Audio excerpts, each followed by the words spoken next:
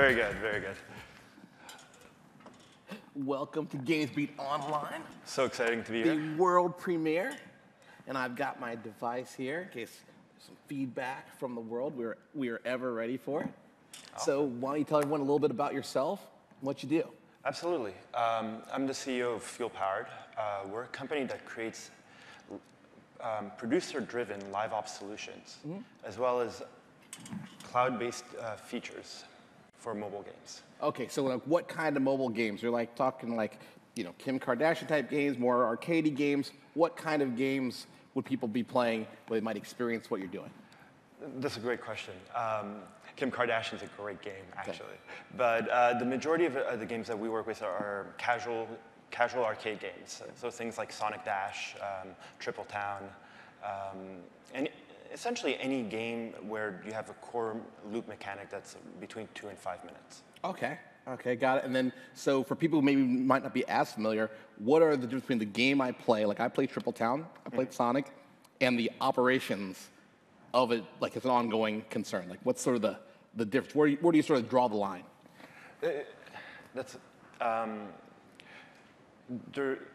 They're kind of the same in a sense. So when you look at live ops in general, it's really about how do you keep a game fresh, relevant to the users? How do you keep delighting the users? At the end of the day, developers want to keep their users retained and make them have fun and hopefully spend. All about that is it's all about delighting users. And today we live in a world where we have real-time analytics. We understand in real time how players are interacting with their game. And what you want to be able to do is take action in real time. Players in general will stick around in a game for 1 week or two. So you want to kind of, if there are problems, if there are certain things that you're seeing within the game that can be improved, you want to be able to take action now. So when we look at taking action, what does that mean? It could be a bunch of things. It could be new levels. Yep. That takes a lot more time. That means content creation. It can be things like creating an event, a mission, a quest, or different types of offers. And these things are things that can be done in real time and delivered in real time to audiences. And that's one of the sort of things that we help provide. So like if I'm playing like a Candy Crush and they're adding like another 100 levels, or if I'm playing Clash of Clans, like introducing like new side quests, new goals. That's basically the live operation. Exactly. Okay, and that's what you do. That's what Fuel provides to game makers. Absolutely.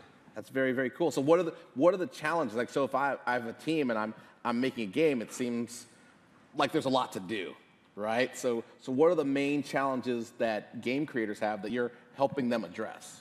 Well, I think it's the biggest challenge today for all mobile games, I find, is that it's getting more and more difficult to be successful and to continue to grow. And it's because there's too many things to do. On one hand, you want to create the best games. On the other hand, you have to think about distribution, user acquisition, live ops, analytics, and the mountain of things that need to get done becomes bigger and bigger. We're in a phase in our industry where we're starting to see a lot of consolidation, and it's mainly because a lot of game developers are having trouble creating more hits, essentially balancing creating more hits at the same time as running their current hits. Okay. To give you an example, top 100 games today are operated by teams around 40 to 50 people. Okay, I didn't realize a lot of people. That's a lot of people. Okay. That's a lot of engineers. That's a lot of people that are being tied up into making this game continue to be amazing for you. Okay. On the other hand, we ran this study and we saw that successful game developers, ones that broke into the top 100 grossing charts, sure, it takes them 15 games to find the next hit. 15 more games. 15 more games. 15 more full launches. This is going to be my next hit, not so much. Exactly. This is not going to be this. Okay, this is the one. Not so much. Okay, so it's like you've launched it, you've built the game. Wow. 15. So that's a long time. That could be years. So how do they keep their main game going? How do you keep the original hit? How do you keep the lights on? Exactly. Yeah. How do you balance the two? It's really tough. Especially if you're like a team of, let's say you're a team of 45 people, or like a team of 10 people. How are you going to keep doing that? Well, I would. I'd keep everyone on the game that worked. I'd be like, well, we could work on new features, but you could never make another new game. Well, that's the thing. the good news is that that game that's a hit, Yep. it can last up to 5 years. We're seeing like Jetpack Joyride, still a top ranking game. That's an awesome game. Like, Yes. I love the game. Okay. It's the game that got me into the business, actually. Oh, right. Wait. Slow down. How did Jetpack Joyride get you into the business? My brother told me to download Jetpack Joyride. Okay. And I'm a competitive person, and we were playing Jetpack Joyride. And I kept taking screenshots of my score and sending back and forth to my brother. Oh, so you were doing your WhatsApp. own. You were doing your own live ops. You're like, click, I'm winning. Send. You're like brute force. Yeah, brute force. I need to feel like I'm beating my brother. Yes. Okay. My little brother, because I can't Absolutely. lose to my little brother. How will we learn? Gotcha. And it was just bothering me that there wasn't multiplayer, just basic asynchronous multiplayer, which is kind of how we got started.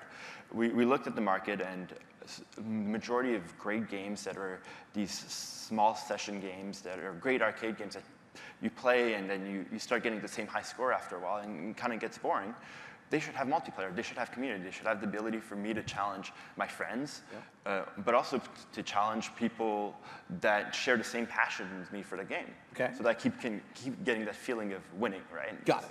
Some of us, kind of like 30% of us, play games to kick ass. So wait, okay, but that's a big leap. What did you do? So okay, Jetpack Joyride, you're better than your brother, you're feeling it, you are activated. What did you do? What was the action you took? My friend worked at Social Gold, and Halfbrick was a client. So she put me in touch with the CEO, and I just asked him the question, why don't you have this? For you at home, Halfbrick is in Australia, so when he just says got in touch and made a call, he crossed the globe to get this done. But okay, back to you. So he found the Halfbrick CEO.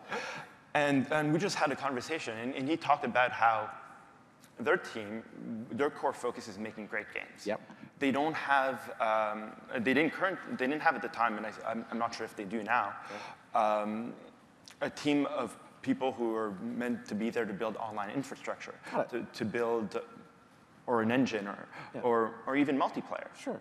And so for them, it was for a feature that's periphery to what I do, which is what's going to be for him, it was like, the way we're going to win is by creating incredible core game mechanic and great IP.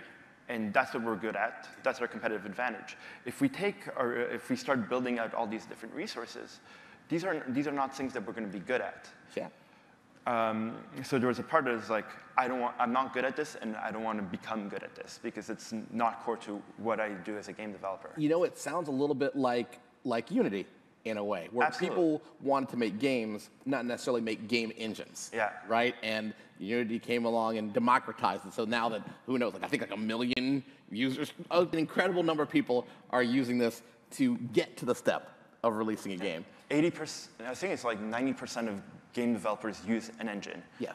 And I think 70% of mobile use Unity today. So is this sort of like a live ops engine? Like if I'm trying to solve this ongoing after I created the game, is that sort of what you're trying to do? Exactly. So what we've created is essentially that. It's a live ops engine, but it's made for producers. Okay. So that you don't need a team of engineers to help you create events, create features on the fly. Gotcha. A producer and an artist can sit down and in a matter of minutes create a series of events, target different cohorts in their audience, test it, launch it, and see if it worked. Gotcha. So that's awesome. So then they don't, well, it seems like for an engineer, there'd be two parts. There's the engineers you must have to develop the software, and then there'd be the engineers they need to keep going in ongoing concern. So you're sort of taking both of those roles and giving them a tool. Yeah, we're giving a tool to do that so that the engineers can work on two things. Yep. The two things that are going to be most important for their success. Okay. One is the core game mechanic, because you can always improve that. Okay. And level creation. And the other part is spending the time to find that next hit, because you're going to have to create another 15 games. And you need all the engineers for that. Yeah. You need all the engineers for that. So let me sort of bring it around because people are watching at home. We talk about a lot of things. So if I've got a hit game and I've got X number of engineers, right? I'm going to want them doing one of three things: making new features, right, for this game, making a new game, right, or operating the game as it stands right now, right? Where I'm doing A/B testing, new features, special events in the game as exists. Exactly. That third one is the one that you're focused on. Exactly. Right? So they can focus on these two that maybe move the company forward in interesting ways. Move the company, exactly. Move the company forward, take the time to innovate on new game mechanics and kind of do what they're best at. Yep. No, I get it. The engine metaphor makes it sort of clear for me because I imagine you've got a team that's focused specifically on this. And so your product is iterating too, right? So how does your product evolve? Might be a good question. That's a great question. One of the things that, and it was kind of our beginning keys to success was that as we built this, we decided that we needed to iterate quickly. Okay. And to do so, we couldn't have people take SDK updates or engine updates. Okay. So we built it in a way where any update is delivered over the air on the fly. So to give you an example, when we started with our multiplayer product, we did 400 iterations of it over the course of 9 months. Got it? And that seems like a lot. Okay. That's a more lot. than one a day. That's more than one a day. Okay, let's do it. We're running a bunch of experience. We are running our product like as a live ops product. Yes. And what is exactly? Okay, yeah. Well, it's kind of what led to us creating that platform. Is like we looked at that one product and we were like, well, we're operating this way and we're seeing a lot of success. So, but we improved our core metrics by 400% over that time. Fantastic. So the core metrics, just once again, are the metrics that people who are using your fuel product experience with their customers. Exactly. Okay, got it. Which was 7-day retention. Fantastic. That's everyone out there pitching a mobile game. You're going to be asked about your 7-day and your 30-day retention. You know this. And your 1 day. And also very important. Okay. But if you're moving the needle on 7 days, you're actually keeping companies in business. You're making them more relevant. Yeah. And with multiplayer, it's interesting because who do we keep? Who does it keep most relevant? It tends to be the players who love your game the most. Okay. The players who've gone through the game, your whales, the ones who've gone through the game, absorbed all the content, and now want to do something more. And just to be clear for everyone, so when you talk about multiplayer, you're talking about asynchronous multiplayer events. Yes. So like leaderboards, contests, competitions, where we can take our turn whenever, but we're all being compared in some way, shape, or form to achieve a goal or get a victory, like you with your little brother. Exactly. Okay, all right. And the goal can be a virtual reward, or it can be just you being happy. It could be an emoji. An emoji. Or dare I say a Bitmoji. If you're out there, Bitmoji, you're doing great. A Bitmoji bringing together, bringing to life your victory. That is cool. So what is how do people integrate your product? Like, how does it actually work? Like, someone calls Fuel, do you assess and recommend? Is it a white label product experience? Like, how does it work? So yeah, you can get in touch with us by going to fuelpower.com. Okay. Or you can send me an email at mick@fuelpower.com. Or a tweet. Or a tweet. I learned this one, Mick_Naayem. 2 A's. But essentially, it's an SDK. Okay. The SDK contains all the different set of features that we offer. So it can be asynchronous multiplayer, it can be live events, missions, and essentially you choose which ones you want to integrate. It's a couple of lines of code, and then you have a platform to operate it from. And then you skin it. That's why you need the artist, because you got to make it look. Yeah, like it's total. Yeah. The most important part for us, and that came from the Half-Brick learning, because at the time there was OpenFaint out there and Game Center. The most important part is whatever third-party solution you end up using that's going to be consumer-facing, it needs to feel like a core part of the game. If it doesn't, users are going to be disengaged. So the beauty of games is that they pull us away from everyday life and put us into this very immersive world. And if you rip someone out of that, then they're going to be startled and go away. Talk a little bit about, so I mean, you have these long-term working relationships like Half-Brick, you mentioned the Sonic games with Sega. So what is that like? How does it, I guess, evolve? Like people, when they first got Unity, it was a little less wieldy than it is today, right? And they've sort of grown with it and they've gotten used to, the updates, and now it's a very refined product. offering all sorts of features. Yeah. It sounds like you're going through the same experience now, where what is it like for these mobile teams that have started off with you and now are sort of, I guess, riding the wave into the future with you? No, it's, I think the way we've been able to move forward intelligently has really been because of our, and we don't call our customers, we call them partners. Okay. And it's because it is a partnership. And in a sense, what we've been able to do is have a very open relationship with people we work with, Sega, Miniclip, Spryfox, and we actively ask them for advice and ask them what their problems are so that we can create solutions for the future. 2 questions related to that. So there's a lot of mobile developers. What is the right time to engage with you? So, I mean, you mentioned some big, like Spryfox. Hey, Dave Edery, awesome company, right? Yeah. The other ones too, but pretty big kahunas, right? If people are emerging mobile developers, they're working on their first hit, or what they hope to be their first hit. When do they engage with you? How does, you know, I mean, like, when is it the right time? When do they have the, so to speak, that Star Trek warp drive, and you're like, okay, it's time for fuel to go next level? I would always recommend people to launch their games first. Okay. And then see what it does in the market, and see whether or not this is the game that you want to continue to invest in, or if you want to kind of create the next hit. Or it's one of the 15. Exactly. Gotcha. Because at the end of the day, you want to try to be as efficient as possible, and you want to be able to figure out what's going to please your audiences as quickly as possible. And your audience doesn't have to be large, but it just has to be a game that you want to continue to invest in. Okay, that makes sense. And how about you guys? So you're continuing, what is next to you? What is the next big fuel milestone? So November 1st, we're launching the live events and mission product. Oh, so like now? Yeah, now. Coming soon, November 1st, 11/1. Exactly. Okay, gotcha. Okay. And so that's what I'm really excited about. Okay, now wait, there's something new incoming. I got my world premiere. What exactly is it that's coming November 1st? So essentially, it's going to be a producer-oriented live events management, creation and management tool. Okay. So just picture that as a producer of a game, you wake up in the morning and you decide you want to create a Halloween-themed leaderboard event for your new players, and they're going to have to complete 3 different levels and gather XYZ amounts of stones. Got it. You can go, rather than having a team of people go and create that for you, you can log into our portal, set up your parameters, grab your artist to design really cool art for this, and just launch it immediately.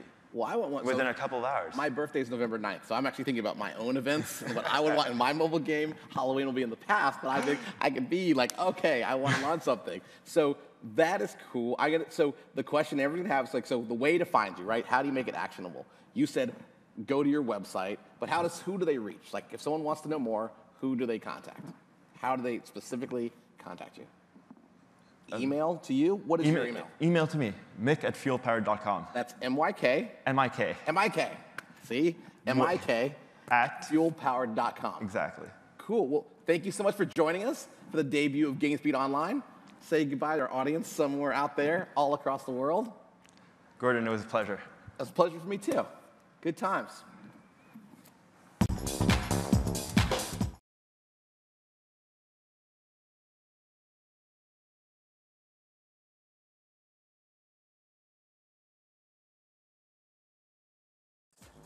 We're going to have Wanda Maloney, who is the executive director of the Open Gaming Alliance. Wanda, come on stage. Come on in here. You got music. You've got a theme song. Look at this. You got this placed here. This is awesome. Amazing. Yeah. Welcome to GamesBeat Online. This is awesome. We are in hour 1. Yes. We are bringing it to the world out there. Awesome. So everyone's going to want to know. And I'm here, Twitch fans, I've got my mobile devices, so I'll be able to hear any comments or questions you have, because we've got to bring you that value. So let's start with you, Wanda. Congratulations. Thank you. On being named Executive Director of the Open Gaming Alliance. We'll get into a deep dive into that in a second. But first, give people a little background. You've done so much for our craft, so they can have some context for this achievement. Right.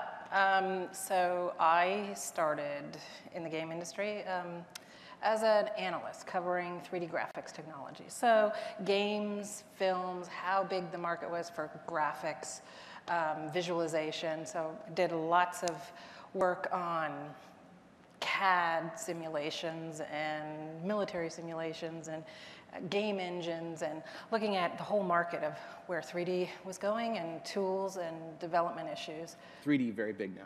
3D is very big now, Okay. yes. And, you know, and I kind of moved into games because that's where all of the really cool innovation was happening. Very cool. Way before, you know, just the games industry just is so great at adopting technology early. Yes. Right? So much more than military or, you know, CAD design. I mean, they're really interesting, but in terms of like the level of innovation and how quick they are to adopt, it's a much slower process, right? Gotcha. So you're drawn to innovation. Drawn to innovation. And did, started my own research company after working for a couple of different research firms, and did a lot of work with different platform vendors, like Intel's Intel, a major player to this day in the game space. Yeah, and Qualcomm and companies. And like that all came full. Okay, that's all going to come full circle, though. Yeah, it all comes full circle. Yeah, because you know, after I mean, so now as the executive director of the Open Gaming Alliance, it is kind of very much the same companies that I've been kind of involved with from the very beginning. You know, just supporting the industry. Okay. So Open Gaming Alliance, I mean, you know what? Tabula rasa. Define it for the world and define it for the people out there. There are game industry people. There's also a lot of gamers. Yeah. I'm looking, this is 2,000 people in here, right? And so they want to know how you help them. I'm going to say like end user gamer, why do I care? Why don't I just go play League right now? What is the Open Gaming Alliance doing for me? Well, the Open Gaming Alliance is really about driving business and innovation for the games industry. Okay. So we're a nonprofit trade association. Yep. We have a lot of really fantastic corporate members, yep, including Intel. Razer is a big one. Razer, everybody knows Razer. Right. Unity. Yep. The democratizer of engines. Yes. Lots of people play Unity games. Yep. Okay, gotcha. And then, you know, there's some companies that maybe some people aren't that familiar with, but they're very big, like Digital River. They're very big in the security space. Okay. WebRoot is another corporate member for security. So gaming, for people at home, so gaming hardware and infrastructure, would that be an accurate focus? Or are there game makers as well? Or is it more the companies that help game companies make games? That's currently who a lot of the corporate members are, because that's where we've come from. But the reality is, as we grow as a trade association, it really is to focus on how do we support the indies, how do we support the content creators, how do we support the innovators to drive new game platforms, new game experiences, and business. So give people an example like of your mandate, like how they would realize something that, it's your time, in fact, you are the executive director. So that means it is your time in charge. How do companies, Intel, Digital River, how do they come together to actionably help the industry? Help the industry. Well, there's a lot of different ways. We've set up this collective. It's called an indie collective. Okay, people love indie. Okay, what's an indie collective? Well, the indie collective is if you are an indie studio, you can join the OGA. Okay. And it gets you tons of access to tons of free stuff. Free stuff, discounted oh my gosh, hashtag indies free stuff. I know some of you out there are indies. This is Wanda Maloney, Open Gaming Alliance. Inside her closet of corporate goodies, free stuff for indies. Free stuff. In the Indie Collective. Yes. Where does one find the Indie Collective? Well, it's on the website. Which is opengamingalliance.org. Yeah. And if you're interested, you just sign up and register. Yeah. And you'll get to me, and we'll figure out how to get. We're building benefits and all kinds of cool stuff that I'm really going to be excited about talking about soon. Oh, well, come on, world premiere. There's only us and 2,000 of our favorite friends out here. They want to know how, at least indies can get free stuff, number one, and then obviously how that's going to benefit them because of these newly enabled indie collective companies. They want to know, like, does it mean games come faster? Does it mean games come more features? What is it, like, when you try to measure success, what does success look like to you? Success is that we support the growth of the games business. So our whole initiative is to support game developers succeed. Okay. Right? So if you're an indie, it's like supporting you with the tools and the marketing and the distribution, the opportunities to get your games out. Got it. So this is like the inside baseball. This is, I mean, because if you want to focus on making a new original game, you don't want to have to worry about where I'm going to get my Razer keyboards from, or who's going to do my Digital River security, so on and so forth, right? And if you can reduce that friction vis-a-vis an alliance, that's our goal. Yeah, that makes sense to me. And we're looking at supporting different events so that we could have our indies showcased at like different events. Give me an example. Ooh, are you going to have like a new indie mega booth? There's going to be like an OGA mega booth or something, OGA-cade? Are you? No, because I mean these are events. People at home go to events, so they'll be like, okay, if I'm, I love to play games. I might, if I'm lucky, get a PAX ticket, like a PAX South or PAX East or an IndieCade, that sort of event. Is that the sort of thing you mean, where maybe you'll have some public-facing results? Yes, absolutely. So, we're working on all that right now for 2016. And then we have some really exciting special interest groups, like within the organization, like a VR, AR group. Okay. Wait, okay, I'm getting a real-time question. They want real-time answers. So R says CMDR Bongo. Are OGA a lobbying group or a union? No. So, okay, so explain what a trade org is that's not a lobbying group or a union, because that's the question. That's a very good question. We are a business trade association, so the best thing I can compare it to is a bit like what other countries have going for them. Like in Canada and like Sweden and the Nordics, they've got very good support from their government that supports the companies to help them succeed. Okay. Right? The US doesn't have that as much. Not that we're specifically US based, but our primary initiative is to support the business and growth for. So help people understand, because some people might be cynical, right? And you say, help support the business, right? And obviously, I think what people want is for you to help the games be better. Be better. Which is a different sort of concern, if that makes sense, right? Like quality of games, make them more fun or make developers more able to do stuff. Right. Feels different than like help the industry like harvest more cash. So tell me how how you strike that balance between, I guess, cultivating creativity, cultivating fun events for people as part of the business. Right, and that's a really good, valid question. And I think it's really comes down to supporting the ecosystem, right? Supporting the indies and the hardware manufacturers, the tool companies, the content creators. We've got a couple of new members coming on board, including Ubisoft. Ubisoft, okay. Ubisoft, yeah. Well, here, I'm going to ask a question. I'm all about the real time here. All right. Here's a question from Eat It Up 86. She or he says, won't groups like this cut into indie developer profits? Like maybe subscribing to organizations. I think they're thinking if you pay dues or something it'll cut into profits. How will you attract indie developers who prefer to be independent from all organizations to maximize their games and profit potential? We're not asking for profit or anything. It's just a $250 annual dues if you want to be in the collective. Got it.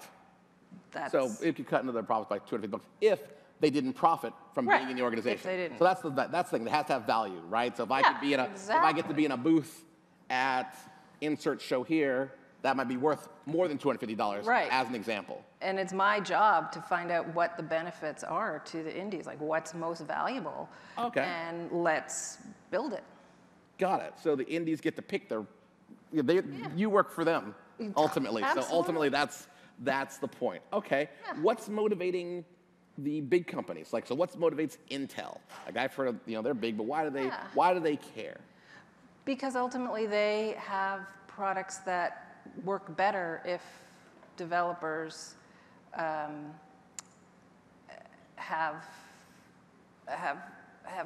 their products optimized. Sure. We're talking about doing some interesting things with the VR SIG, like possibly doing some. People don't know what's the VR SIG. Which VR SIG? Yeah, it's a special interest group. Okay, gotcha. Okay. Within the organization. So, looking at doing some dev hubs where you can just come, and if you're an indie, you can test your VR games on like multiple platforms. Oh, like testing centers. Okay, like a testing so that'd be a center. great thing. So like Yeah. testing centers for indies, for VR, or for mobile, for PC, for console. So you can just come and like test your stuff on multiple. That seems super smart. See? Like that seems something like where that would help indies save money, work together, but be able to be private. Like that was the question. Correct. Like if you want to be and really do you, but reap the benefits of this, how does it help? That's a great answer. So there's a great answer for Eat It Up 86. Testing centers where indies can work on their own titles, but then go share testing resources and then Right. return to their own Yeah. game creative process, etc. Yeah. Okay, good question. Any more? I'm just scrolling through here. Any other good questions here? Video games, type moo if you like to moo. Okay, I'll type moo later. Okay, so tell me more. I mean, so you're right now the big focus is you have some anchor members, the charter members of the organization who've been around for a couple years now. Some of them. I mean, the organization was started in 2008. Okay.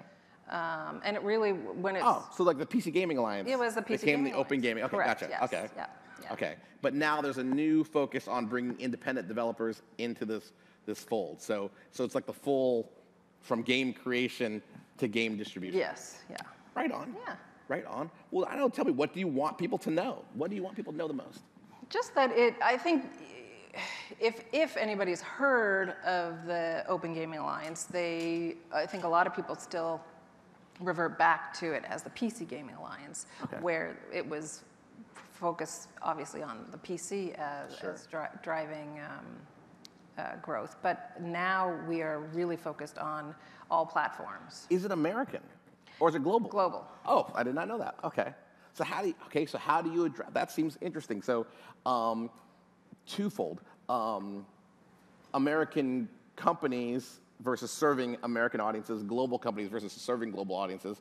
Where do you focus? Well, and that's a good question. I mean, I think our corporate members are coming from everywhere. Ubisoft out of France, Lenovo out of Asia.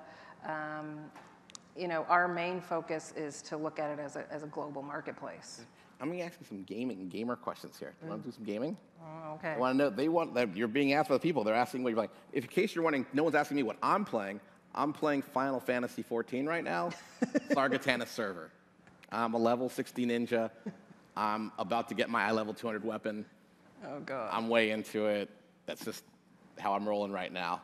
But they want to know They want to know, like, if you are helping gaming move forward, people are asking, do you spend time practicing what you preach? Like, what games are resonating with you? What's sort of interesting where you go like, oh, this is the sort of thing that the Open Gaming Alliance should be helping happen more things like it, Right. or better?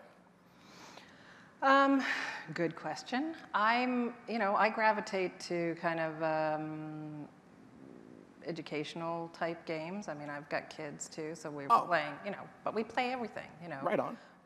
Call of Duty, and I mean... Call of Duty is a big game in your household. Yes, it is. Okay, you're a Call of Duty parent with an occasional kill. You may pick a controller, okay, but you're not like maybe like Kevin Spacey House of Cards good, No, but you're not averse. Nor are you averse not to what needs to be averse. Right. Done. Okay, We're big. I got boys and girls, and I only play zombies in Call of Duty. Yes, I don't know if I'm not a big, I can't do zombies. The zombies freak me out. You're like, we know Call of Duty is not an educational game. I know it's not, totally opposite. They're conflating. The internet, they conflate things.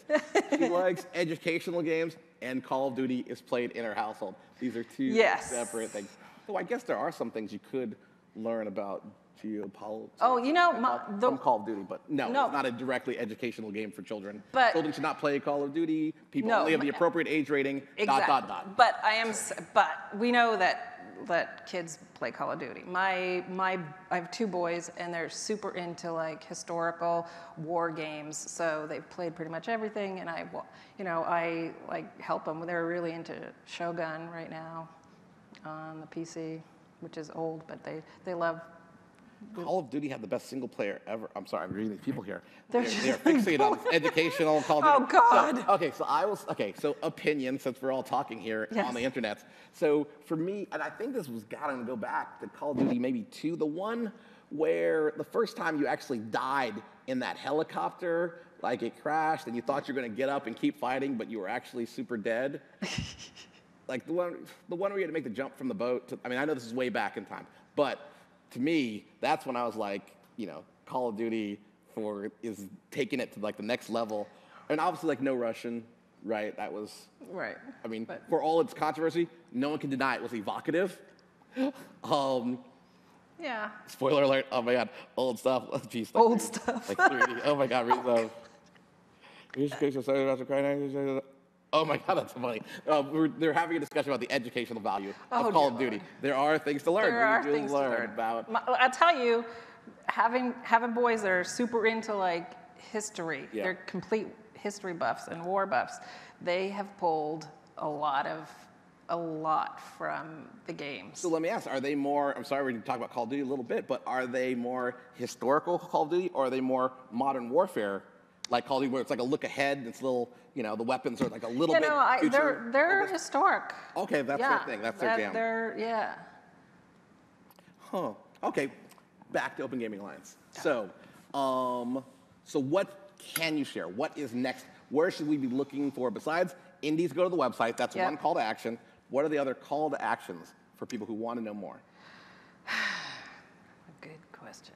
I know, that's my job. I know. My job, besides the good questions that they ask, they should try Wolfenstein, that's historical. Okay, I'm sorry, Bongo, you're on fire. That is funny. Okay, sorry. I'm sorry, it's happening real time. I know, I wish I could see it too. Oh, well, I should give you a tablet. This is our first time doing GamesBeat online, but I actually have a tablet right here, and I should have like a guest tablet, and they could follow along too. As well as X-Wing in the air and Trigger and Fire, Craving and Multiplayer. What is, oh good, they're talking about multiplayer games, they're talking about games. Okay, good. Okay, cool. Okay, so yeah, what do you want people to know? So let's go back, what is the website? Let's start there. OpenGamingAlliance.org. Okay, yeah. Got it. And They're a nonprofit. your era has begun. Now, is this the announcement of your executive directorship? Is this now, today, live? October 1st. October 1st, okay. October 1st, pretty new. Yeah, pretty new. World premiere, I'll have to take it. Yeah. And then, so we're sort of looking in 2016 when we start to see more public-facing things? Yeah, I mean, we're setting up a lot right now. We've got an incubator program too, where we're working with like regional incubators. No secrets? Tell people what that means. So we're working with the Washington Interactive Network in Seattle, MassDigi in Boston, Execution Labs in Montreal. So all these are companies that are helping new young companies in their local area grow. Exactly. Okay. And the idea is, they are all doing their thing in their region, and what we're doing is helping to bring them together and find commonalities where they can then kind of go back to their region and support their areas.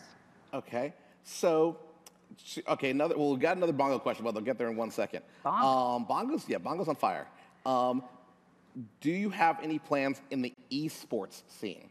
Is a question that came to us from Barry83. Thank you, Barry83. We are in discussions about setting up an esports special interest group right now. Yes. Okay. Yes. All right, so that's 2016. Okay. And then the last question, and we will wrap it up for you. Serious question now. What good? Oh, Bongo's on it. Bongo's in your Bongo, grill. Bongo's in your man. grill. Okay, what good is OGA for someone who lives in a country or county that does have a supportive government, i.e., it est, gives tax breaks, grants, etc.? How do you compliment someone who's in a supportive area? Well, I mean, basically, if they're in a supportive area, that's great. But one of the things that we can help with is networking among the member companies. Yeah, like the Razors and Intels and Unities. That sounds good. And all those companies are available at opengaming.org. Well, thank you very much, Juana. Yeah. Thank you for joining us for our first Bongo, GamesBeat Online. Awesome. Thank you, Bongo, and everyone else who had good questions. Yeah. Cool. All right. And thank you, everybody, for watching. I think we have a little break coming up, and then we will be back at, I hope I get it right, 1:30? Can you see that? 1:40. Oh, so we got a 25-minute break. Okay, so we'll be back at 1:40. Thank you, everybody, for your questions and for your patience with me as I tried to keep up with your questions. Awesome. We're doing our best here. Farewell from GamesBeat Online for a little bit.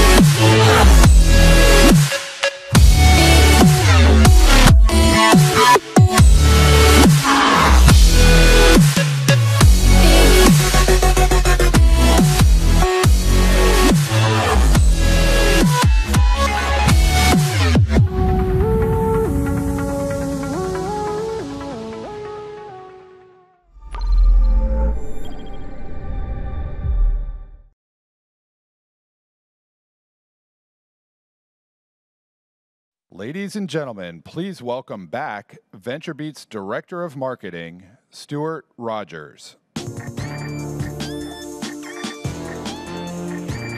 hey. How we doing? Is everyone suitably fed and watered? Woo, we got a woo. That's somebody who's had coffee over there, ladies and gentlemen. So, first session, it's going to be an awesome session, I can tell you that for nothing. I would like to welcome to the stage Jason Rubin, head of worldwide studios for Oculus VR, and he's going to be interviewed by Jeff Keighley, founder of the Game Awards. Please give them a warm welcome.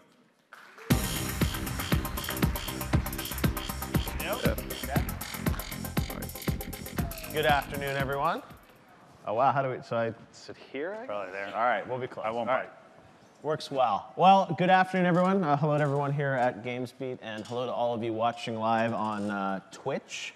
I'm excited to be here to interview a good friend of mine, Jason Rubin, who is at Oculus now, which is a company everyone's talking about and buzzing about, but Jason has had a long history in the video game business. I think I first played his games back when they were making them for the 3DO and Way of the Warrior, which I still have a T-shirt for Way of the Warrior. That was almost 10 years into game making, so. Exactly, I know.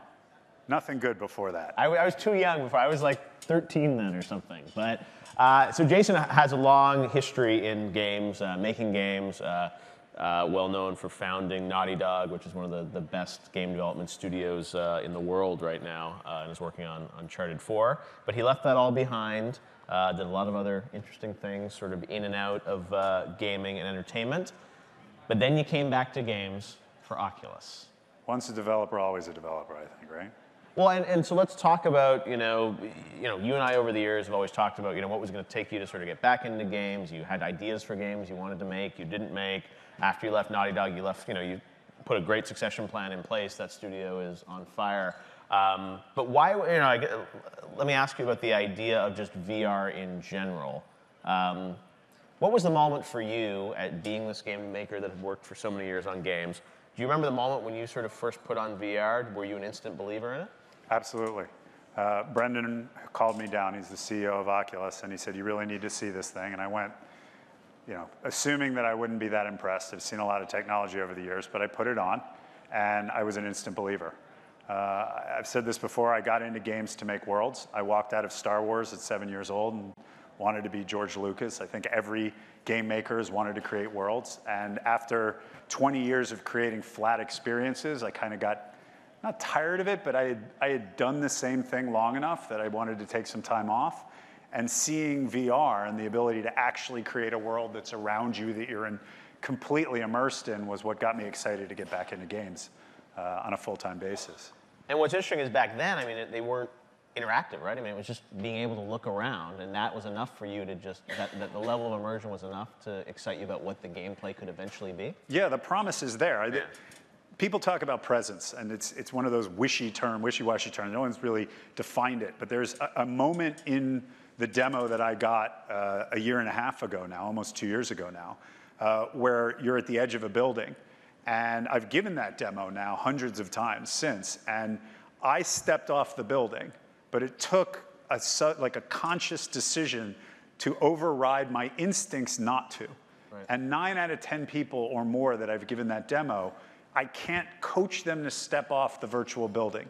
Right. You say, look, you were in a room 15 minutes ago, you know you're not at the edge of a building, we would never kill you, I'm gonna hold your hand in the real world, just take a step forward. And most people say, I get it, I'm not gonna do it. I understand what you're saying. I know I'm not going to be, I can't. And that, even though it wasn't interactive, even though there was no long-term gameplay, there was no compulsion loop, there was no feeling of achievement, all of those things that games will bring to it, I knew at that moment, if I can make you afraid to walk off a building, I can sell you anything. I can make you believe that you're in an alternate universe. This pen. All right. So Oculus showed you that demo. You got excited about what they were doing. Maybe we should sort of let people know kind of what your role is at Oculus and how you were involved in this. So you said, you're a developer first, you like making games. There are a lot of really interesting people at Oculus, but your role in Oculus Studios, you're actually making and funding internal sort of first-party games at Oculus? Yeah, my title is head of studios, so I'm in charge of all of what we call the lighthouse titles that Oculus is funding and working on. We have a production group. We're trying to share best practices among many developers and explore the infinite possibilities that VR brings, 10, 20 titles at a time, and figure out what works and what doesn't work. VR has very unique challenges. When I started making Crash Bandicoot, Andy and I decided, my partner Andy and I decided that we were going to make a character action game work in 3D. And most people don't realize how big a challenge that was. It hadn't really been done up until that point, and a lot of what Mario and Donkey Kong Country and Sonic relied on in terms of precision jumping and everything else just doesn't translate into 3D. You can't judge the distance, especially because it was 2D 3D. It wasn't actually stereo. It was just polygons that were rendered in 3D. And it took us a year of R&D to get to the point where we created Crash. And a lot of what we did was determined by the hardware we were dealing with. So for example, Crash is mostly an in and out game, whereas our competitor, Miyamoto-san, who of course, legendary game designer, created a game where you run around much more freely. The reason for that difference is very simple. He decided he wanted an analog stick and released the first analog stick. We were stuck with the old school digital pad. PlayStation launched with digital. We had in and out, left and right, because that's what we were given. This challenge reminds me a lot of that, amplified. Everything you do, you can't rely on what you've learned in the past in game making. Everything has to be discovered anew. For the first time, you have the ability to make someone feel uncomfortable in VR. And that's much bandied about as if it will be somehow a barrier to VR. It's actually not a barrier. It is a challenge, to be sure, but there are so many things you can do outside of that realm, outside of the space at which you feel uncomfortable, that it's really a question of filling that space and then moving in around the edges and figuring out, how do we make a character action game in 3D? How do we move that character action game into VR? Very similar. So I got that feeling that I hadn't had since Crash Bandicoot of discovering the new. And that made it really exciting for me and worthwhile doing. And I get to work on many projects as opposed to a single one. As a developer, I'm a producer, so I get to dip my head in and out and work on many projects. And it's amazing seeing the little tiny inventions that someone comes up with. Sniper rifles don't work well in VR because imagine your vision suddenly is 10x magnified. You wouldn't be able to walk. High voltage, working on a game called Damage Core, solved that problem and did it in a way that doesn't make you uncomfortable. So they've solved that, right? And we're moving into all these little areas that people say, you can't do that kind of game. We'll figure it out. They'll be different, to be sure, but we'll figure out how to get there. So how much of your stuff right now is experimental, sort of trial and error, sort of experiments versus actual products that you want to ship and bring to market? Most of what we're doing is products. Yeah. Michael Abrash gave a speech at Connect about the future of VR, and he was saying how far we have to go and how each challenge from inner ear to eye to smell, all of these things about VR, they each have their own challenges, and we don't know how long it's going to take, and we're working towards it, and it's this long journey. I live in the opposite world. Yeah. I go to a developer and I say, you want to do a sports game? I want to do a sports game. Here's your budget. Here's your timeline. We don't know how the hell this is going to work, but I want football, basketball, baseball, and hockey, go. And then we have to backfill into that.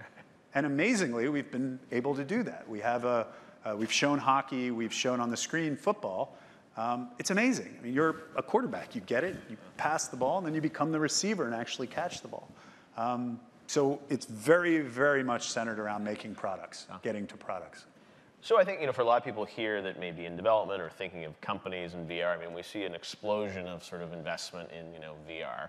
But I think a lot of people are wondering about, what is the addressable market going to be? It's like, Oculus can obviously afford to sort of forward invest into some of these games and not necessarily think about the P&L right off the get-go for software. But when you think of the sort of go-to-market strategy for games and developers, a lot of people are jumping in right now. But, I mean, do you think, does the math work in terms of, how many people have to work on these games, for how long, for how many headsets are going to be out there?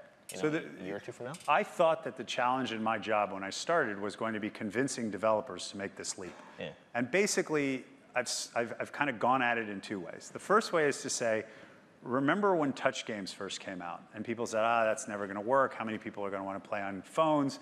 And a lot of the industry just kind of ignored it. But a few developers, for whatever reason those specific developers had, decided to jump in at a time when nobody knew if there was a business there. And some of them became Rovio.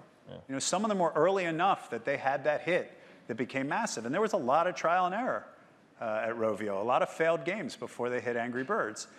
What they learned gave them the ability to get there, and we're now in the multiple generations of learning and getting ahead. This is the single largest learning curve I've ever seen in games, and I've been in the business. Naughty Dog celebrated its 30th anniversary last year, so I've been in at least 30 years in the game industry. Single largest challenge. It is also, it feels like an inevitability to everybody that uses it. So if you believe this is inevitable, and if you believe that this is a hard challenge, getting in early and failing a few times, perhaps financially failing a little bit, struggling, making sure you make ends meet, is the best way to give yourself a shot at the next gold rush in the industry, because the gold rush is not there anymore in mobile, at least from my perspective. It's very, very hard to get there. So that's one way, and you know, people have been very accepting of that concept. The second way that I've won hearts and minds is putting them in VR. And the minute you do that, they want to do it. And the most important indication of the success of VR to me has been the fact that every single developer that I have signed at Oculus has asked me to do a second title and is either signed or is pitching to do second titles. Right. And many developers, some of them quite large, well-known developers, have said, listen, we're winding down our other contracts over time, we're all in on VR. Not a single developer that I've worked with has said, after this game, I think I'm going to go back to doing something else. Right. It is incredibly compelling. And if all the developers we're working with buy in, it's going to create the content that brings the audience. So are you going to get into VR? We're going to have a Jason Rubin game? I'm very happy doing what I'm doing right now. I consider all of them my children, but I raise them from afar. I don't know. Who knows? But right now, I'm really, really happy jumping from project to project and helping solve the little problems as they move towards launch. Now, you mentioned sort of the mobile gold rush may be over, but there's, I think, an interesting conversation to be had about mobile VR versus the Rift. And I mean, there's Gear VR out there. It's been out there. There's a new one coming out. What's your view on sort of the ultimate way that people are, or at least the first way that a mass amount of people are going to experience VR? Do you think, is it going to be through mobile, or do you think it's going to be through a headset like the Rift? That's a really good question. And I think Oculus's answer is we believe in both. Right. Clearly, we have our partnership with Samsung. We're working very, very closely with them on Gear VR. We're extremely excited about that product. The $99 price point that was announced a couple of weeks ago is an incredibly compelling addition to a phone you already have to get you into VR. Yeah. It provides a really cool experience that surprises most people who put it on. They say, wow, this is absolutely amazing.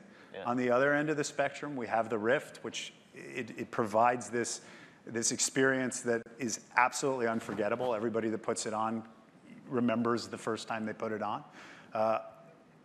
It's hard to say how VR pans out, but I would say right now, mobile is kind of starting at lower end and moving up, and Rift is starting at the high end and moving towards the middle. Yeah. And somewhere in the future, we end up with the perfect device that's at the right price point, that has the broad enough market that it becomes a huge success. How that exactly plays out, I don't know. No, I mean, the Rift, obviously, not just the, the headset. You got to have a great computer to run it. I mean, there's a lot of barriers to entry there, and that's why I think the mobile experience, for those of you that have tried it, I mean, it is pretty compelling. When you're thinking about studios and games, where are developers going? Are you building games that work on both, or you have to bet on one or the other? Is it a combination? Or? Again, it's been amazing. Sometimes you show the developer the Rift, they're like, this is absolutely unbelievable, and then they put on the Gear VR, and they're like, this is where I want to work. Right. This is the future. At other times, you give a developer the Rift and Gear VR, and they absolutely just want to work on Rift. So I think that's a developer preference. Are you doing games that will be on both, too? There are definitely games that are on both. The fundamental difference between the two is that there is no positional tracking right now on the mobile device. So it has 3 degrees of freedom. You can look around and see in any direction, but as you move forward, backwards, left, or right, it doesn't register that change. So as you run into a game, if you were to stand up, don't do this at home, but if you were to stand up and run forward in your game, the whole world comes with you on Gear VR, whereas you will run into whatever you're running at on Rift. And that fundamentally changes some games. Some games don't work on one, some games don't work on other. But there are games, Hero Bound 2 and Hero Bound 1, third-person dungeon crawler that we did, work great on both. Right. So when you think of sort of studios and where you're going to place your bets moving forward, I know you're working with a lot of cool developers. Maybe tell us, I mean, what are some of the titles that you're working on, or the types of experiences that you want to build? You mentioned sports, but you've got some other stuff too, right? Yeah, we're trying to hit the gamut. We have a lot of games that we call tabletop, for lack of a better word. RTSs would fall into that. MOBAs would fall into that. There's a weird feeling of like when you were a kid and you were playing with toys. When you're playing a game and looking down as a giant on a tabletop, again, for lack of a better term, that is incredibly compelling. You really feel like it's your little universe you're building. So we're working on a few of those games. We have third-person character action games.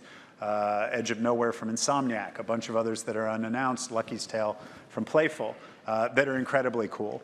The challenge there is you tend to focus on the character, so we're trying to invent ways to get the player to actually look around, because the power of VR is you have this, this giant universe to look around in at any given point. But third-person games have worked really well. Chronos is another one that we've announced, which is fantastic.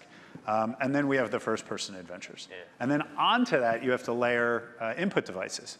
So everything we've just talked about is headsets. Yeah. But our touch controller gives you an incredible ability to put your hands into space and reach out and kind of see them. And it has really, and yeah, you've used it. You can point and thumbs up and do things like that.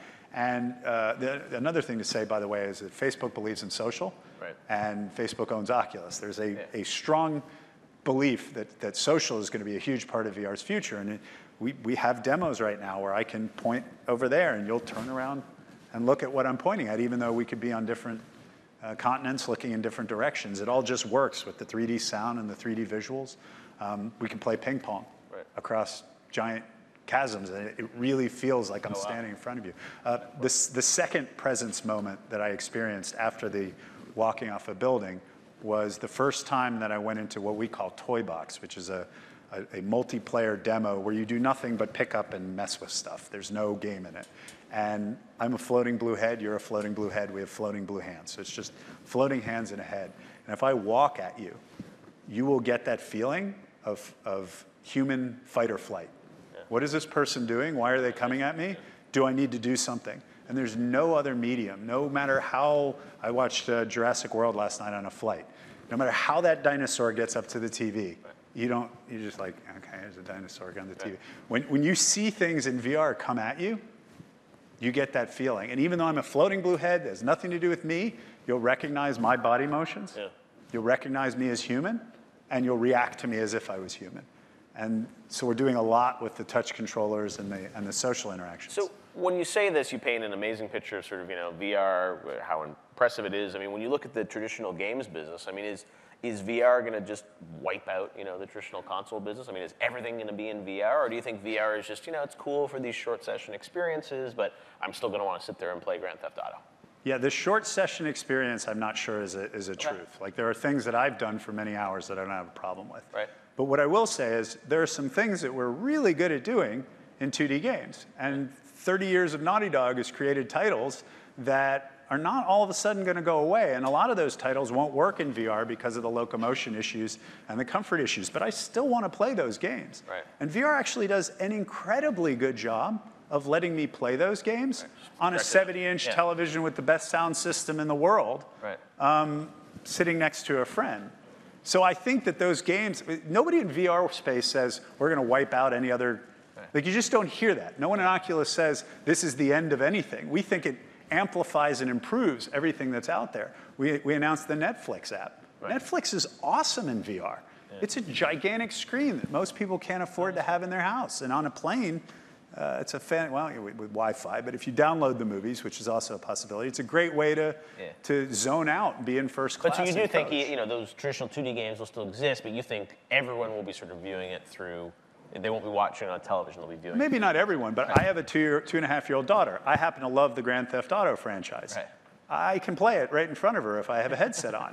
When I was going to college, I was stone cold broke. We were 3 people sharing a tiny little TV. I can put on an Oculus headset, plug it into my laptop, and I'm sitting in an amazing room watching television, again, with friends who are not in the room, avatars of my friends. I'm going to tune out my roommates. They're not there anymore. So I think there are a lot of times where it makes it better.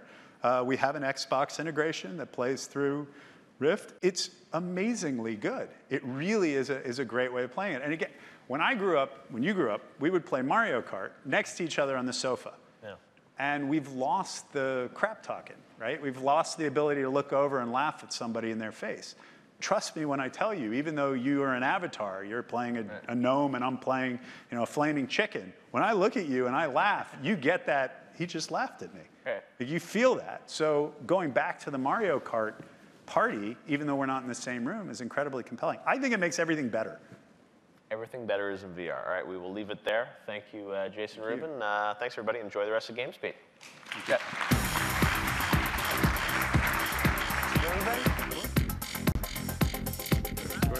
Great job. Thank you. Excellent. Thank you, Jason. Jeff. Now, on stage, talking about Nexon's evolution as an early pioneer in free-to-play gaming, I'd like to welcome to the stage Owen Mahoney, President and CEO of Nexon, and he will be interviewed by Mike Volhaus, President of Magid Advisors. Please welcome him to the stage. Thank you.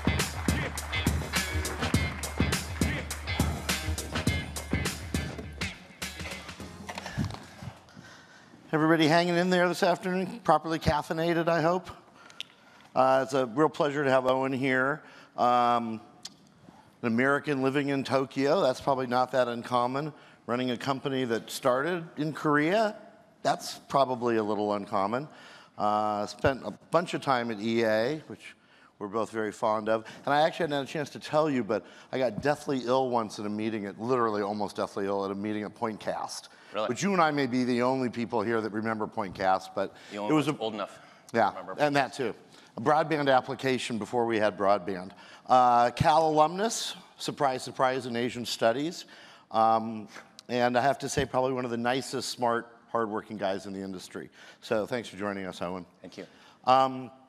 Well, Nexon, been there, what, 4 or 5 years now, coming on.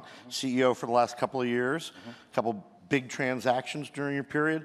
Give me a sense of kind of what about Nexon made you want to go there, and kind of how are you seeing things shaping up? Well, by way of quick background for the people in the room who are not familiar with Nexon, because we're actually relatively small in the United States, we were founded in Korea, as you mentioned. We moved our headquarters to Japan about 10 years ago. We're headquartered in Japan now and listed on the Tokyo Stock Exchange. We listed in the end of 2011. We do about $1.8 billion US in revenue a year. We operate typically around 35% or so operating income margins. Our largest region is China. Our second largest is Korea, and our third largest is Japan.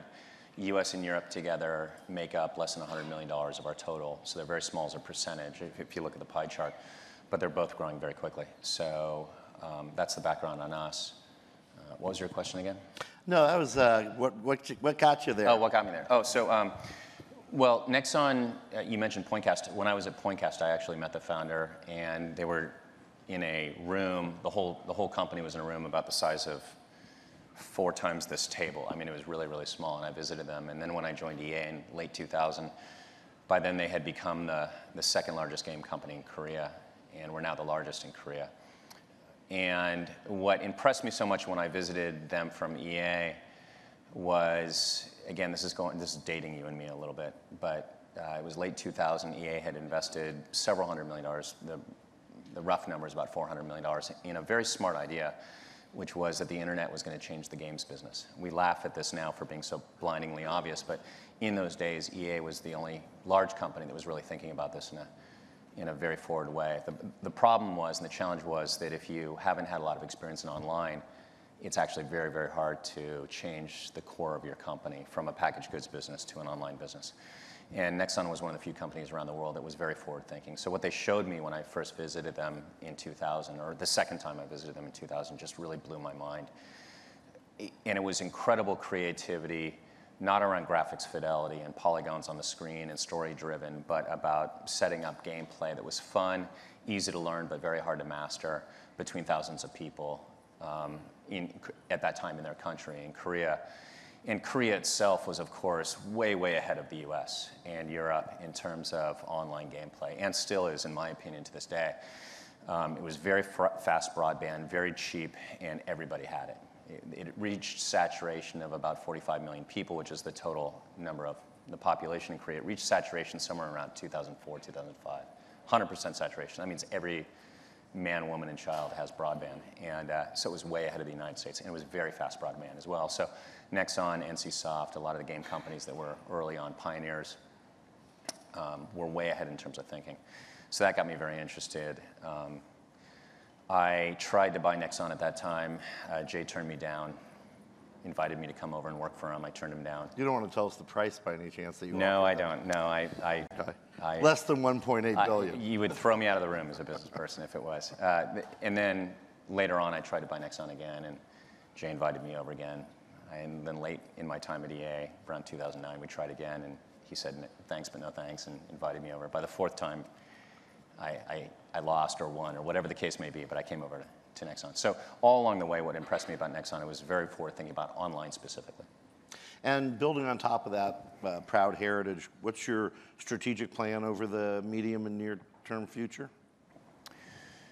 Well, we come at it from a very particular angle, which to game makers, and so a lot of the people in this room would seem very obvious.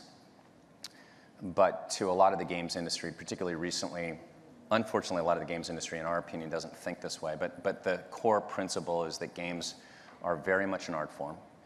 And that if you want to build a game company that's sustainable over time and that grows over time, you've got to build great game art. And great game art tends to, and by great game art, the core factor that you sort of judge a game on is whether it's fun or not. It's that simple. And like all art, you sort of know it when you see it. And you think about the game when you're not playing it. You really want to play the game again. You enjoy talking about it with friends, like all great art. But unlike other game art, particularly online games, is the one art form where you write your own story. And other art, like books and music and movies and so on, they will tell you a story and you sit and watch what some scriptwriter and set of directors have given you. In games, particularly online games, on PC, mobile, any other platform, the game emerges from the gameplay between the players. And those are the games we like. Some people will think of us as a free-to-play game company. We invented free-to-play, in Korea many years ago, but we think of ourselves as an online game company. And we like the fact that great games emerge from that. So when we think about our forward plan, with that as context, we think that the most important thing is that we create good games, great games. And again, it seems blindingly obvious. Unfortunately, we don't meet a lot of companies that are at least talk about it quite in the way that we think about it. That's number one. And then the other thing about online games is it's actually really, really hard to do live game operations and live game development and build a game so it builds up over time. The technical aspects of running a client-server system that can really support gameplay, particularly in an MMORPG, or a sophisticated game, is actually very hard to do. And so we want to. So that's an expertise that we've had that we've been able to build up. And the other aspect is live game development. So if you want to build a game that, like many of our games, have gotten bigger and bigger over a period of more than a decade, you have to invest a lot in live game development, meaning putting new things into the game. Many companies don't realize this, and that's probably part of the reason why their games tend to go up quickly and then go down quickly.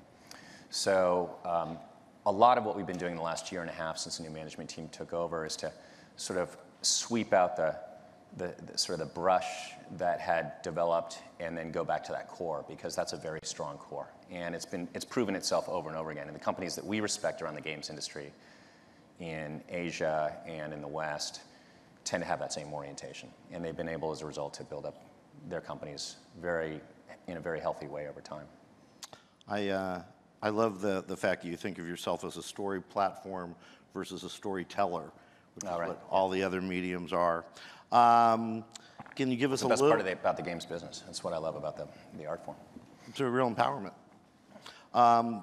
What kind of things you think... Give us a little hint of what we might see over the next 2-3 years as you guys focus back on the core and focus on making it possible for people to build their own stories. You have some exciting stuff that you can hint at least? Well, sure. You might have read about some of the deals that we've done with Western game developers, but we've done several in Asia as well. We have been looking hard over the last 2 years for game companies that have a similar approach to online games that we do, and it's been surprisingly hard.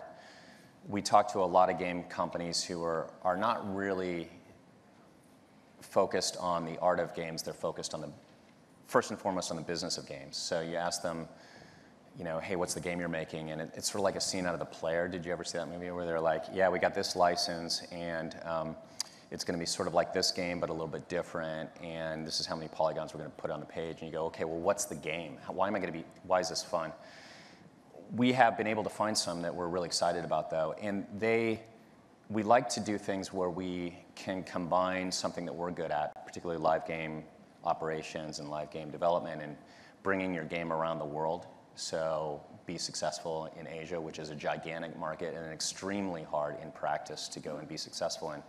We like to combine that with the things that those game developers know and can bring to us, and that's fun for us. So for example, we've got an arrangement that we've been talking about with Cliff Bleszinski, and that game is looking really good. We're very excited about that. I think he is excited. He and his team are very excited about the opportunity to bring that around the world, the game Lawbreakers. We've also created an arrangement with Lego and Warner for bringing a fully featured Lego MMORPG around the world.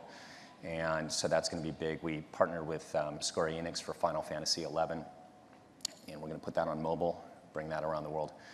And so both kind of companies that are in the East and coming West, and companies in the West and going East. We also launched very successfully MapleStory 2 on PC in Korea. We're going to be bringing that around the world. We've been talking about Ghost in the Shell, which is a fantastic first-person shooter that we're going to be bringing. We developed it in Korea. It's a franchise that's very well known in Japan, but we're going to be launching it first in the West. So that's pretty cool, and the game plays really well. So a combination of both those two, Western developers going East and around the world, and Eastern developers going Can I pimp out Shiver a little bit? You can talk about Shiver, absolutely. Give us a couple sentences on Shiver, if you would. Well, we launched, we're very excited. Shiver is founded by a guy named John Shappert. John and I worked together for a lot of years. A guy we know quite well, who we love. Yeah, and John's a love you, John. John's a fantastic guy, and his team is working on a couple games that we haven't announced really that much publicly, but we'll be talking about them a lot more coming up. Yeah, they're the only cool guys in Key Biscayne.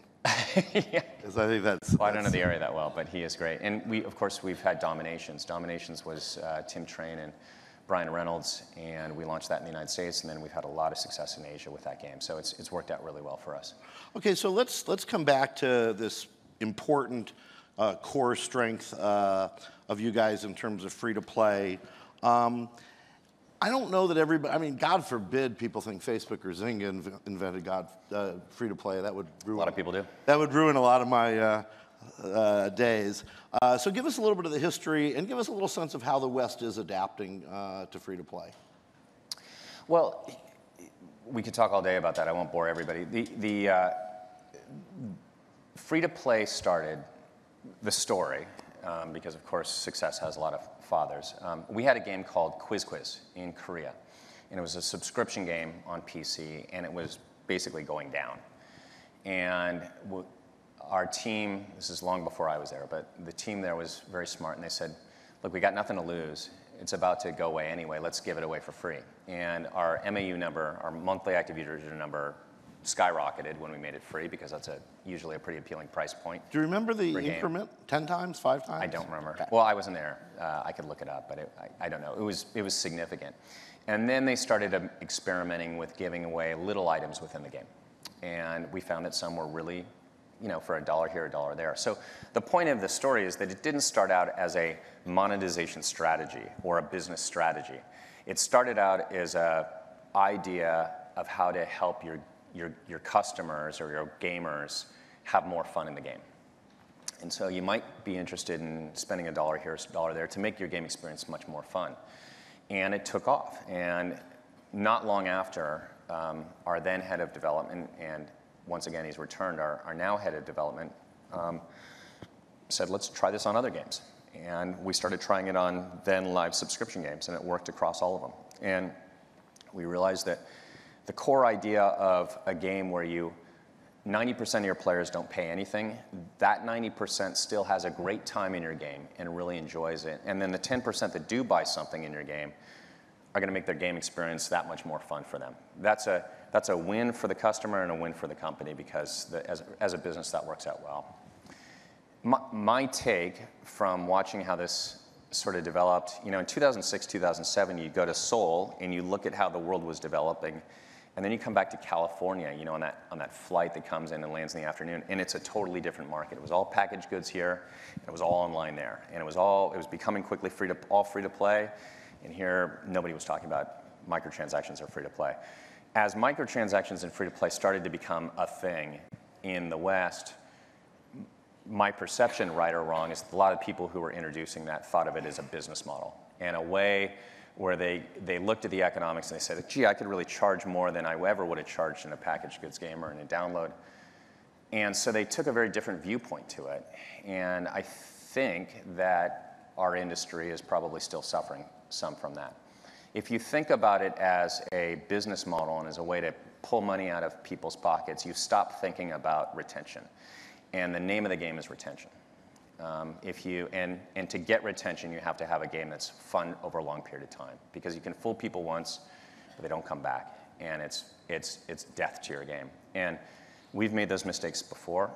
It's not like we haven't made them, but it is not good for the industry, and it's not good for your company, your game, but it is also not good for the industry. So it's something we've sort of learned. Who do you see in the West getting it a little bit more than the others? Valve. For sure. I have enormous respect for those guys. Probably Blizzard as well. Yeah, I mean, they're really, these are very thoughtful people. And all dedicated to the game. Very dedicated to the game, yeah, absolutely. Exactly your point. Yeah. Well, let's cover, we got to get to we're not going to talk about sex, but we are going to talk about the sexy topics, if that's okay. So sexy topic number one. Well, seriously. Please, go ahead. I mean, right? I mean, these are sexy topics. VR. Mm-hmm. Sexy topic number one. Mm-hmm. What do you think? Where do you think it's going? What's the timeline? Well, I don't want to take a contrarian opinion from the person who just appeared on stage before me. He seemed pretty psyched. He seemed pretty psyched. Well, as a customer, I'm really psyched about VR. We're not currently investing heavily in VR. I question what the timeline is. Right now, we have a 0 billion unit industry. To be a consumer, take it from a business perspective first, and then come back to the art aspect of it, because you have to take it from both angles of the games business, I think. From a business perspective, we're probably, I don't know what the experts think, you're an expert. How many years away are we from 10 million units? That's a consumer number, right? To answer that question? Tell me what's your... 3 to 5. 3 to 5, okay, so... Because we're including the low-cost units. Sure, so what's low cost, $350, $350? No, and these, $10 Google Cardboard. Right, on top of it. Which would be $100. But is it the real experience, right? So I think everybody in this room will probably own a $350 Oculus or equivalent as soon as they can get their hands on one. I know I will. But it takes a while to get to the actual numbers where it becomes a consumer device. So it'll take some time to get there. So it just seems early for us, even though every day there's an email, every day there's a discussion at some panel about VR. From an art perspective, I think we're talking, from a games art perspective, the question that I keep asking is, where's the game? And I would like to see a game, I use it, and I'm blown away by what I see. It's everything that everybody says. But I still go back to, the reason why I keep playing a game for 40, 50, 100 hours, 200 hours is because I love the game. And I can envision some things happening, but you also have to remember that when you put on a VR headset, you are literally shutting out the rest of the world, and so it cuts you off. It's the opposite of the mobile phone opportunity. It's not accessible. It's kind of definitionally inaccessible for the people around you, and it cuts you off from the outside world. I don't even know where my Red Bull is when I'm playing a first-person shooter, so that's sort of an issue. Okay, well, we have time to talk about one more sexy topic. Mm-hmm. Anybody want to guess what it is? Come on. Gambling. Come on, Craig. What is it? Esports. Thank you, Craig. Esports. Tell us about, you're living in the part of the time in the land of esports. Oh, Korea is absolutely where we were founded, is the place for esports. We have a Nexon Arena. This is the future of esports. Nexon Arena seats 550 people in downtown Gundam, which if anybody's ever been there, they know it's the party area. And we do 300 events a year. in this arena, and it's huge. And it's broadcast on TV, it's a big deal. So I'm a big believer in that. It hasn't quite hit here in that sort of way. I was at the Hearthstone semifinals yesterday, and it is not quite as big here as it is there. But I believe that the future is big, so I'm very excited about it. People are buying teams. They are. Yeah. I know you guys have been writing about it. Yeah, we got a few guys with that. It's something to brag about at their cocktail parties. Exactly. All right, thanks a lot, Owen. Thank you. Yeah, good to see you. Thanks.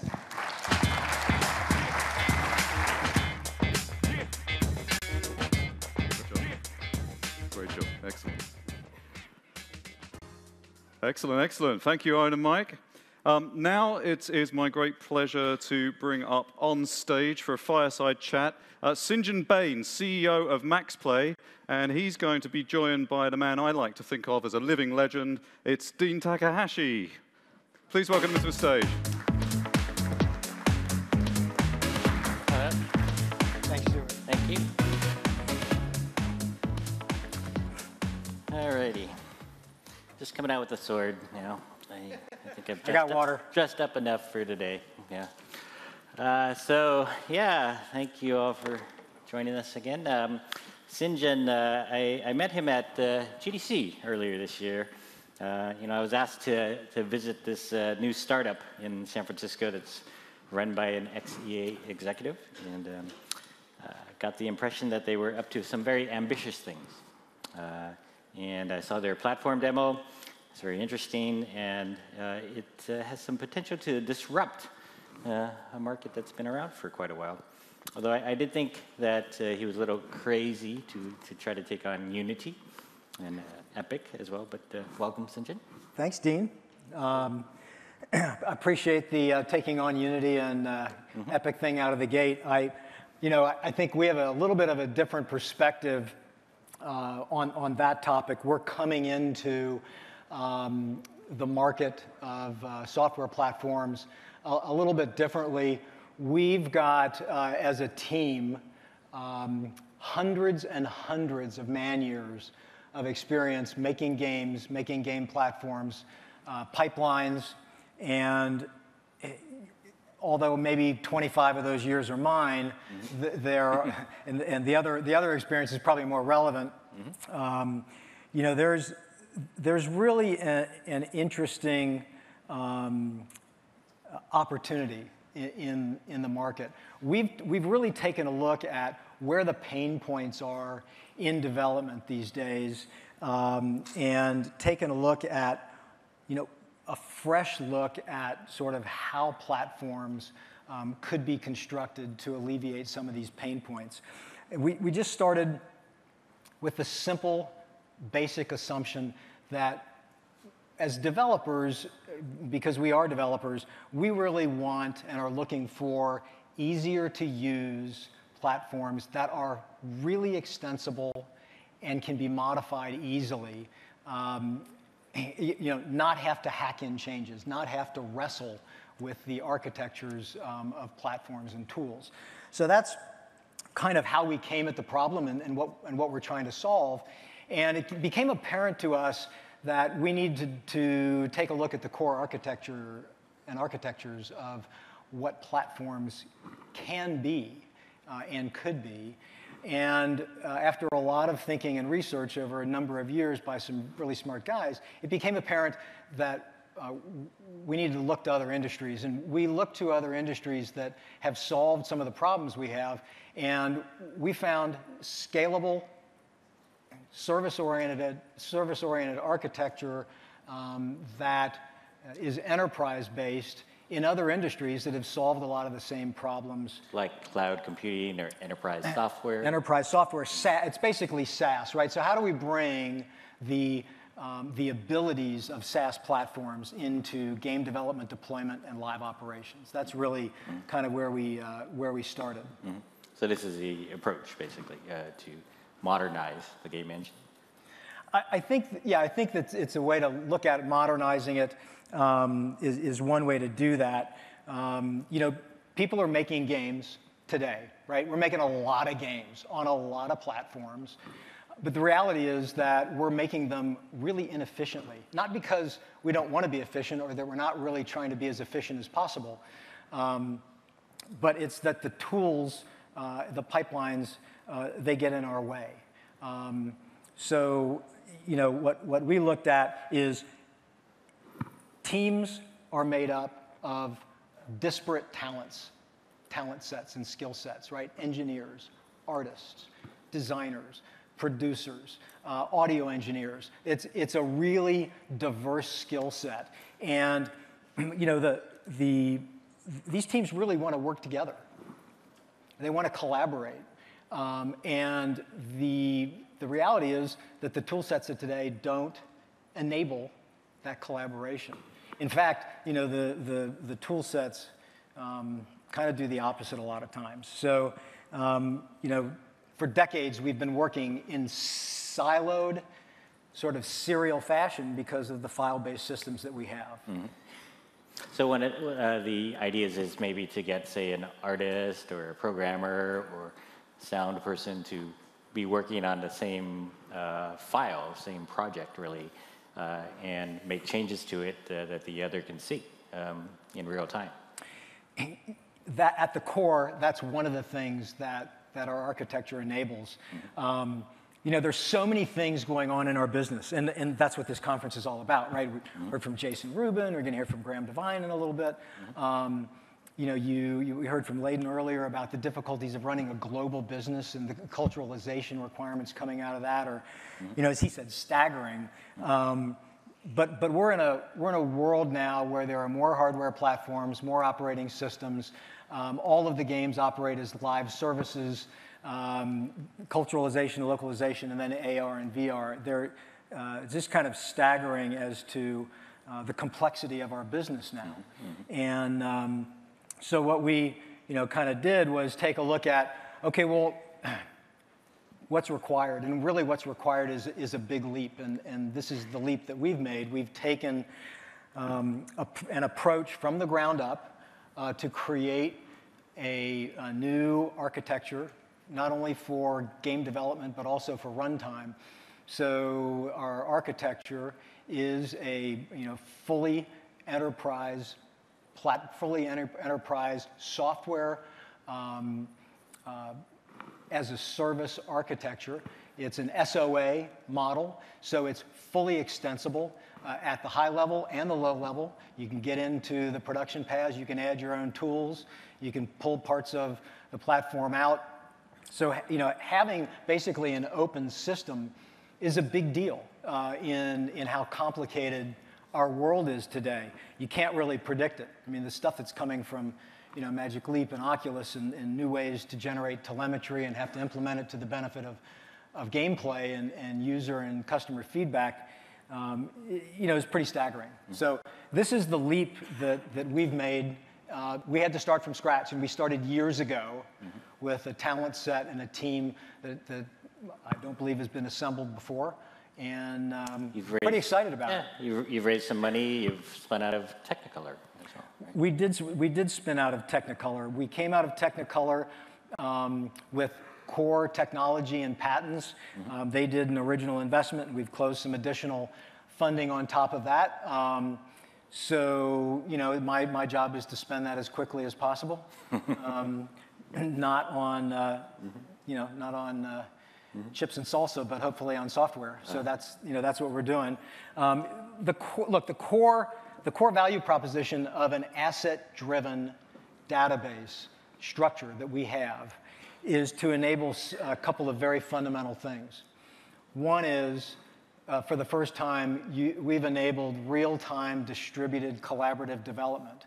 So developers who have cross-discipline teams in the same scene in real time can edit and create games together. So you can have an engineer in San Francisco, an artist or a lighting, an audio engineer in New York. There's a time difference, but they can still work together and asynchronously.